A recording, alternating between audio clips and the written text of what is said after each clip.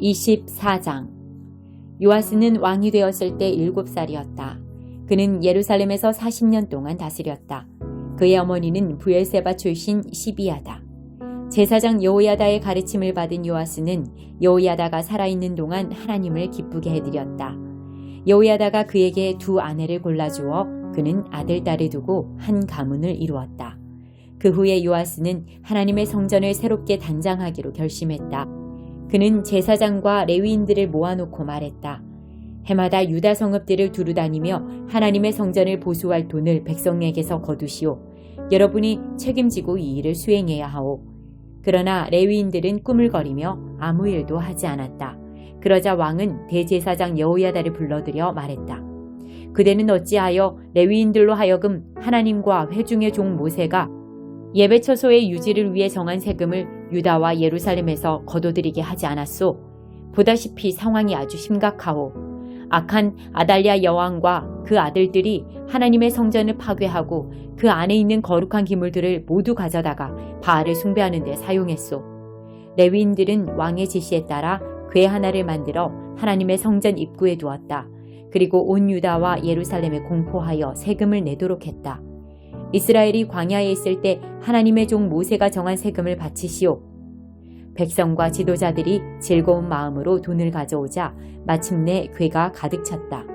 레위인들은 왕궁의 감사를 받기 위해 궤를 가져왔는데 그들이 궤가 가득 찬 것을 보여주면 그때마다 왕의 서기관과 대제사장의 관리가 궤를 비우고 제자리에 도로 가져다 놓았다. 그들은 날마다 그렇게 하여 많은 돈을 모았다. 왕과 여호야다는 돈을 성전 사업 관리자들에게 주었고 그들은 그것을 다시 하나님의 성전 보수 작업을 하는 석수와 목수들에게 지불했다. 일꾼들이 꾸준히 일에 매진하여 마침내 성전이 복원되었다. 하나님의 집이 새 것처럼 되었다. 작업을 마친 뒤에 그들은 남은 돈을 왕과 여호야다에게 돌려주었고 왕과 여호야다는 그 돈으로 성전 예배에 쓸 거룩한 그릇들, 곧 매일 드리는 예배와 번제에 쓸 그릇과 대접과 기타 금은 기구들을 만들었다. 여호야다의 평생 동안 하나님의 성전에서 번제가 정기적으로 드려졌다. 그는 130살까지 살다 죽었다. 그가 남달리 이스라엘과 하나님과 하나님의 성전을 섬기는 삶을 살았으므로 사람들은 그를 왕실 묘지에 묻었다. 여호야다가 죽자 모든 것이 무너졌다. 유다 지도자들이 왕에게 나아가 그를 부추기자 왕은 그들과 함께 행동하기 시작했다. 상황은 갈수록 악화되었다. 그들은 하나님의 성전을 버리고 음란한 여신들을 섬기는 이교에 빠져들었다. 이 죄 때문에 진노의 기운이 온 유다와 이스라엘을 덮었다. 하나님께서는 그들을 바로잡으려고 예언자들을 보내셨다. 하지만 심판을 경고하는 그들의 말을 아무도 귀담아 듣지 않았다. 그러자 하나님의 영이 제사장 여호야다의 아들 스가랴를 감동시켜 분명히 말하게 하셨다. 하나님의 말씀이다. 너희가 어찌하여 하나님의 계명을 거역하고 떠나느냐. 절대 그렇게 살아서는 안 된다. 너희가 하나님을 버리면 그분도 너희를 버리실 것이다. 그러나 사람들은 스가랴를 해칠 음모를 꾸몄고 왕과 공모하여 실제로 그가 명령을 내렸다. 바로 하나님의 성전들에서 돌로 쳐 그를 살해했다. 요아스 왕은 자기를 왕으로 세워준 충성된 제사장 여호야다의 은혜를 그렇게 갚았다. 그는 여호야다의 아들을 살해했다. 스가랴는 죽으면서 이렇게 말했다. 보십시오 하나님, 저들로 하여금 이 일의 대가를 치르게 해주십시오. 이듬해에 아람 군대가 요아스를 공격했다. 그들은 유다와 예루살렘을 침략하여 지도자들을 닥치는 대로 죽이고 모든 전리품을 다마스쿠스의 왕에게 실어갔다. 아람 군대는 보잘것없었지만 하나님께서는 그들을 사용하셔서 요아스의 대군을 쓸어버리셨다. 유다 백성이 하나님, 그들의 조상의 하나님을 버렸기 때문에 받은 벌이었다. 아람 사람들은 요아스를 심판하시는 하나님의 도구였다. 아람 군대는 요아스에게 중상을 입히고 물러갔는데 결국 그는 신하들의 손에 죽었다. 요아스가 제사장 여호야다의 아들을 살해한 것을 복수하려는 왕궁과 성전 사람들의 음모였다. 그들은 요아스를 왕의 침대에서 죽였다. 나중에 그들이 그를 다윗성에 묻었으나 왕실 묘지의 무덤에 안장하는 영예는 베풀지 않았다. 공모자는 암몬 출신 시므앗의 아들 사밧과 모압 출신 시므릿의 아들 여호사밧이었다. 요아스의 아들들의 이야기, 요아스가 전해들은 많은 말씀들, 그가 하나님의 성전을 보수한 기사는 왕조실록 주석에 기록되어 있다. 요아스의 아들 아마샤가 뒤를 이어 왕이 되었다. 11장 두 증인. 나는 측량자로 쓸 수 있는 막대기를 하나 받았는데 그때 이런 말씀이 들려왔습니다.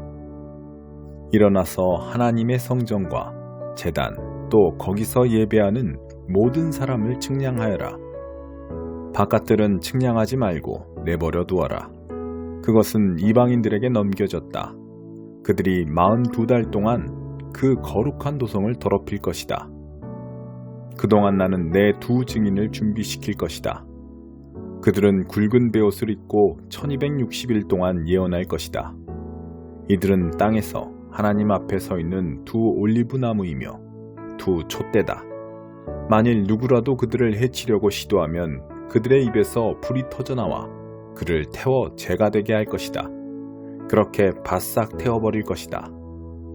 그들은 하늘을 봉인할 힘을 가져서 자기들이 예언하는 동안 비가 오지 않게 할 수 있으며 또한 강물과 샘물을 피가 되게 하는 힘과 원하는 만큼 무슨 재앙이든 땅에 임하게 할 수 있는 힘을 가질 것이다. 그들이 증언을 다 마치면 바닥 없는 구덩이에서 짐승이 올라와 그들과 싸워서 이기고 그들을 죽일 것이다.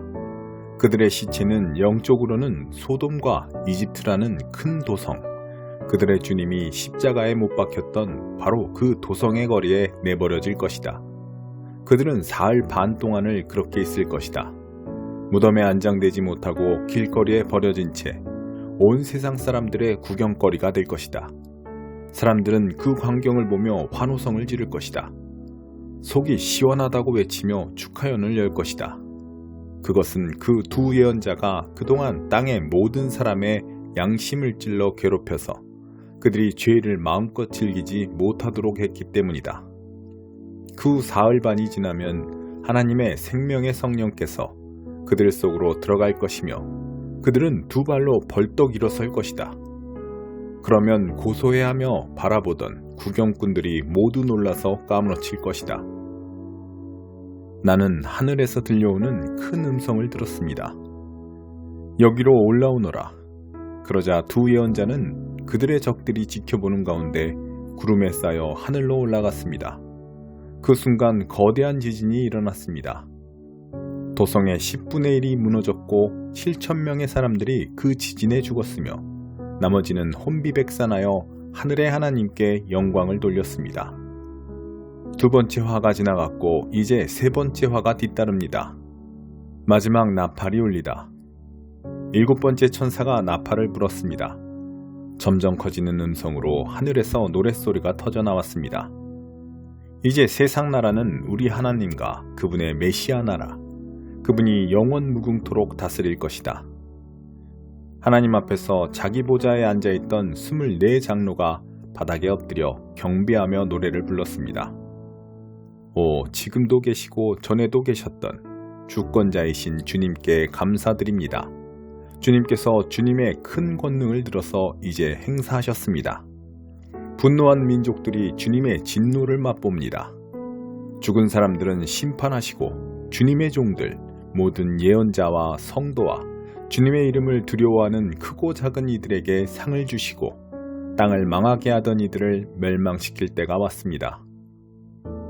하늘의 하나님의 성전문들이 활짝 열리고 그분의 언약궤가 분명히 보였는데 그것은 번개와 큰 함성과 천둥소리와 지진과 거센 우박폭풍에 둘러싸여 있었습니다.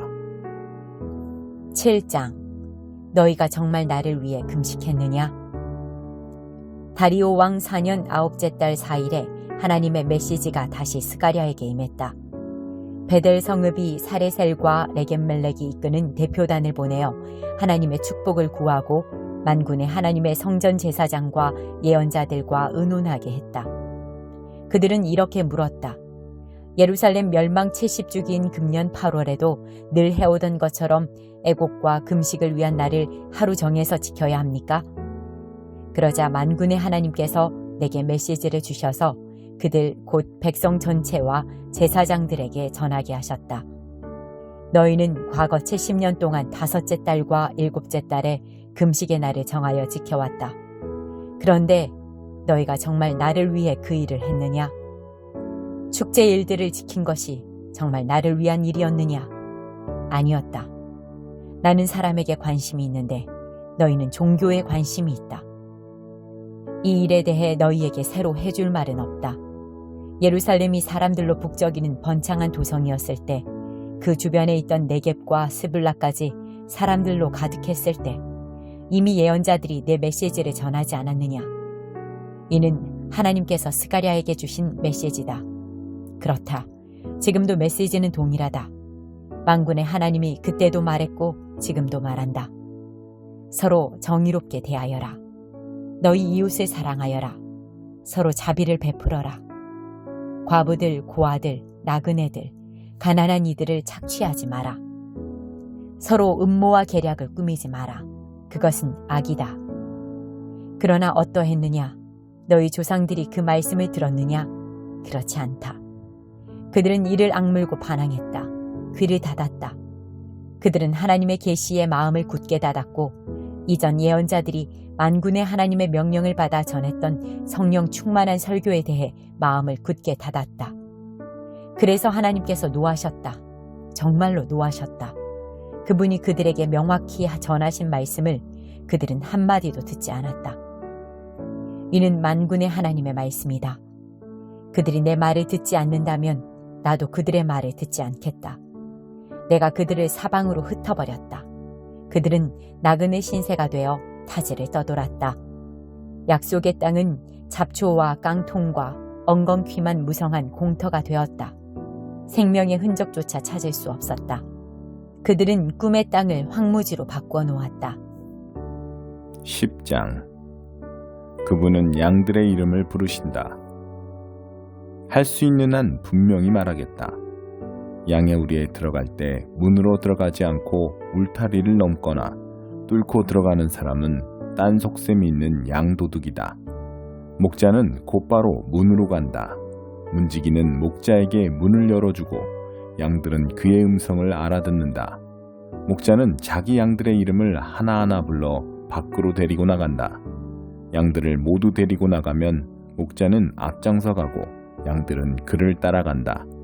양들이 목자의 음성을 잘 알기 때문이다. 양들은 낯선 사람의 음성은 따르지 않고 오히려 뿔뿔이 흩어진다. 낯선 자의 목소리에는 익숙하지 않기 때문이다. 예수께서 이토록 쉽게 이야기해 주셨으나 그들은 그분이 무슨 말씀을 하시는지 전혀 깨닫지 못했다. 그래서 예수께서 다시 말씀하셨다. 그렇다면 분명히 말하겠다. 나는 양들이 드나드는 문이다. 다른 사람들은 모두 못된 일을 꾸민다. 그들은 하나같이 양도둑이다. 양들은 그들의 말을 듣지 않는다. 나는 문이다. 나를 통해 들어오는 사람은 누구나 보살핌을 받고 마음껏 드나들며 풀밭을 찾게 될 것이다. 도둑은 오직 훔치고 죽이고 멸망시키려고 올 뿐이다. 내가 온 것은 양들로 참되고 영원한 생명을 얻게 하고 그들이 꿈꾸던 것보다 더 나은 삶을 얻게 하려는 것이다. 나는 선한 목자다. 선한 목자는 자기보다 양들을 먼저 생각하고 필요하다면 자기를 희생하기까지 한다. 삭구는 참된 목자가 아니다. 삭구는 양들을 하찮게 여긴다. 이리가 오는 것을 보면 양들을 버리고 급히 달아난다. 그러면 양들은 이리에게 잡아먹히거나 뿔뿔이 흩어지고 만다. 삭군이 관심을 기울이는 것은 돈밖에 없다. 삭군은 양들을 소중히 여기지 않는다. 나는 선한 목자다. 나는 내 양들을 알고 내 양들도 나를 안다. 아버지께서 나를 아시고 내가 아버지를 아는 것과 같다. 나는 내 자신보다 양들을 먼저 생각해서 필요하다면 내 목숨까지 내어준다. 너희는 이 우리에 있는 양들 말고도 다른 양들도 있다는 것을 알아야 한다. 나는 그 양들도 모아서 데려와야 한다. 그들도 내 목소리를 알아듣고 한 목자 아래서 한 양떼가 될 것이다. 아버지께서 나를 사랑하신다. 그것은 내가 목숨을 기꺼이 버리기 때문이다. 또한 나는 목숨을 다시 얻을 자유도 있다.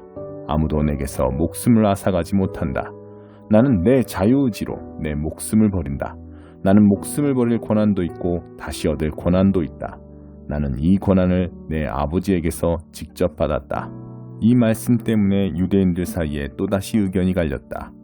그들 중 많은 사람들이 말했다. 그는 미치광이요. 완전히 제정신이 아닙니다. 무엇 때문에 그의 말을 듣고 있는 거요? 그러나 다른 사람들은 그렇게 생각하지 않았다. 이것은 미친 사람의 말이 아니오. 미치광이가 눈먼 사람의 눈을 뜨게 할 수 있겠소? 바로 그쯤에 그 사람들이 예루살렘에서 하누카 성전 봉헌절을 지키고 있었다. 때는 겨울이었다. 예수께서 성전 안에 있는 솔로몬 회랑을 거닐고 계셨다. 유대인들이 그분을 에워싸며 말했다. 당신은 언제까지 우리로 추측만 하게 만들 작정이오? 당신이 메시아라면 속 시원하게 말해보시오. 예수께서 대답하셨다. 내가 말했지만 너희는 믿지 않는다. 내가 행한 모든 일은 내 아버지께서 인정해 주신 것이며 그것은 말보다 더 분명한 증거다. 너희가 나를 믿지 않는 것은 내 양이 아니기 때문이다. 내 양들은 내 목소리를 알아듣는다. 나는 내 양들을 알고 내 양들은 나를 따른다. 나는 그들에게 참되고 영원한 생명을 준다. 그들에게는 파괴자의 손길이 결코 닿지 않을 것이다. 아무도 그들을 내 손에서 빼앗아갈 수 없다. 그들을 내게 맡기신 아버지는 파괴자나 도둑보다 훨씬 크신 분이다. 아무도 그들을 내 아버지에게서 빼앗아갈 수 없다. 나와 아버지는 한마음 한뜻이다. 유대인들이 또다시 돌을 집어들고 예수를 치려고 했다. 예수께서 말씀하셨다. 나는 아버지께로부터 온 많은 선한 일을 너희에게 선물로 주었다. 너희는 그 가운데 무엇 때문에 나를 돌로 치려고 하느냐? 유대인들이 말했다. 우리가 당신을 돌로 치려는 것은 당신이 행한 선한 일 때문이 아니라 당신 스스로를 하나님이라 일컬은 신성모독죄 때문이요. 예수께서 말씀하셨다. 나는 영감으로 기록된 너희 성경을 인용했을 뿐이다. 그 말씀에서 하나님은 내가 너희에게 말한다. 너희는 신이다 라고 하셨다. 하나님께서 너희 조상을 신이라 부르셨다. 성경은 거짓을 말하지 않는다. 그런데 왜 너희는 내가 하나님의 아들이라고 말했다는 이유만으로 아버지께서 거룩하게 구별해서 이 세상에 보내신 유일한 존재인 나에게 하나님을 모독하는 자라고 소리 지르는 것이냐? 내가 만일 내 아버지의 일을 행하지 않는다면 나를 믿지 않아도 좋다.